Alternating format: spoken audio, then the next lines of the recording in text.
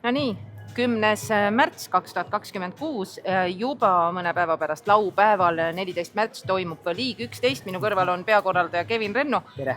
Kuule, sa ikka täitsa naeratad. Korraldamine on saanud harjumuseks. On saanud tõesti ja meeskond on nii hea, et see on juba puhas lust. No sa oled täna siin juba tunde olnud. T1 oleme praegu, siin toimuvad näidistrennid.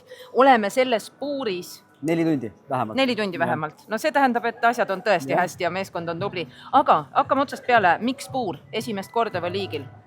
No iga liiga järgmine liig peab olema millegi poolest erilisem kui oli eelmine ja siis kuna me pole puuris varem üritust teinud ja see on täna võitluspordimaailmas on populaarne teha puuris üritust, siis võtsin sellise eesmärgi teha puuris matšid, kus on kõik MMA kinnastega. Kahjuks see päris 100% ei õnnestunud, et meil on siiski olude sunnil 3 tavaliste kinnastega matši. Kes neid olusi sundisid? No meie nii-öelda siis kõige andekam noorstaar Ruslan Mitjaev. Et tema lihtsalt on valinud oma karjääris sellise tee, et tema jätkab ainult K1. Siis on K1 kindlad. Ja teised on siis Nikita Isopesko ja Edvard Sakarjan, kuna nende vastased polnud ka nõus tegema MMA kinnastega. Siis jäigi nii. No selgita kõigile, MMA kindad teevad matši kõvasti ohtlikumaks, põnevamaks. Just, knockoudi oht on niivõrd suur, iga matš on knockoudi oht, et olgu see siis naiste kaal, mis on siis 60 naiste rahvad, kellel jõudu on natukene vähem kui meestel, isegi seal on suur knockoudi oht. Selles mõttes on põnev, et te näete seal profiboksi MMA kinnastega, K1 MMA kinnastega, taiboksi MMA kinnastega ja lisaks on veel üks bare-knuckle ehk siis paljaste rusikatega boksimatš. Kes seda? Selle on Kamanin. No see on päris hull ala. Tema on juba üsna tuntud selle poolest, et ta on üks väheseid eestlaseid, kui mitte ainus, kes siis harrastab seda bare-knuckle'i boksi. No käime selle fight card'i ka läbi. Matšide kokkupanemine, oli seekord keerulisem või läks kõik nii-öelda lepase reega? No, keeruline oli see, et meil nagu suure postri pealt on näha, oli meil alguses ka meie tuntud nimed nagu Henri Rohtla ja Ott Remmer, et Henri Rohtla on meil väljas, kuna otsustas osaleda Eesti meistrivõistlustel ja murdis seal lihtsalt oma põlvesidemed. Mitte isegi selle järel, et vastane oleks löönud, vaid ta ise lõi. No, inimene on nii plahvatust täis ja nii ergas, et lööb sellise kiirusega, lööb endal põlve puruks. Ja teine oli siis Ott Remmer, kes sattus autoavariisse. Väga kurb, aga õnneks on tal enam-vähem kõik hästi, aga ikkagist selge ei luba veel võistelda. No sinu puhul on teada see, et kui sina paned fight'e kokku, siis need on ausad fight'id, neid on põnev ja huvitav vaadata. Millised neist selle õhtu puhul kõige põnevamad on? Kõik. No too ikka mõni välja, aga ära hoia tagasi. Minu jaoks on kõige põnevamad, alati Ruslan Mitjaev, sellest on lihtsalt nii mänguline ja ilus vaadata. Ja paratamatult ma pean eelistama siin neid, kes teevad MMA kinnastega matši. Nagu ma ütlesin, see lihtsalt see knockoudi oht on niivõrd suur, et see K1 reeglitega MMA matš on ju meil raske kaalus. Mehed kaaluvad 105 kilo või rohkem, nii et seal praktiliselt ei olegi mingit kaitset siin peal. See on põnev. No naiste matš? Naiste matš on ka põnev. Kommenteeri seda ka. Mõlemad on väga andekad, väga näljased.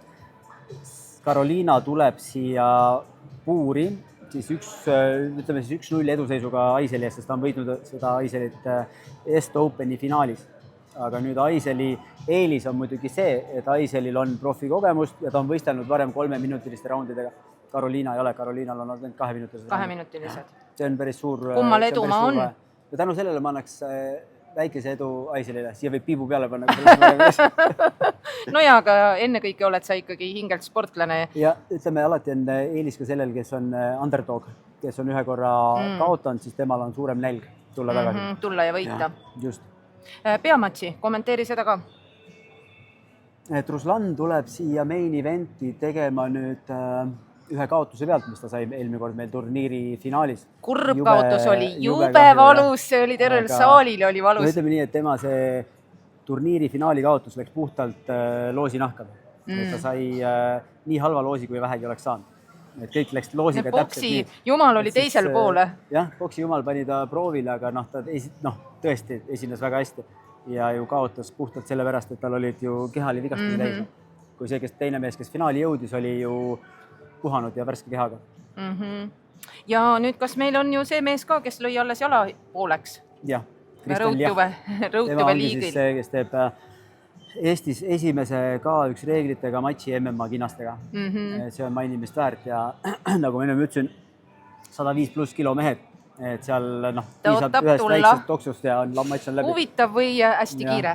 No Road to the League'ist korraks ka siia lõpuosasse, et nüüd just räägitud sportlane, et tema on ehe näide sellest, et osaled Road to the League'il, esined seal hästi ja siis tekib sul võimalus saada ja ta ei ole nii-öelda undercardis on ju, et ta on ikka seal topis, et kui palju sa jälgid ja näed? Ta on isegi go-main event. No go-main event on ju, no see on ikka tõeline hüppe, et kui palju sealt Road to the League'ist tegelikult seda järelkasvu peale tuleb? Kristjanit ma mäletan Eesti meistrivõistlustest, ta pidi tulema finaali minu spordiklubi Uno poisi vastu, et mõlemad võitsid oma vastased knockoudiga poolfinaalides, aga siis kuna Kristjanil tekkis poolfinaalist jala peale rusikasuurune muhk siia, siis ta ei saanud finaali tulla kahjuks. Aga sealt jäi mulle meelde, siis ta isa kirjutas mulle enne Road to the League'i, et kas ma ei saa poisile matši pakkuda, siis saime kokkuleppele ja nüüd ta ongi nüüd The League'il go-main event.